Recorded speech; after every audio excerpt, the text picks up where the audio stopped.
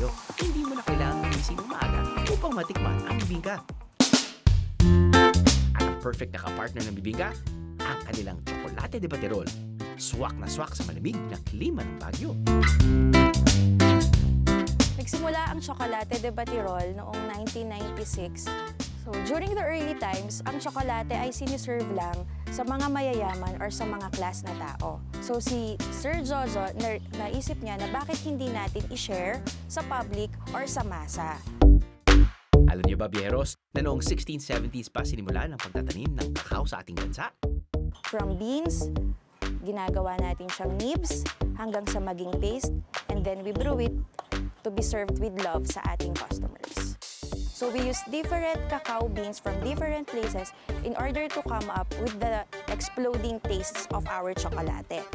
This is why our chocolate is also magaspang or may mga natitira siya when you drink it. It's not the usual smooth drink because it's a chocolate.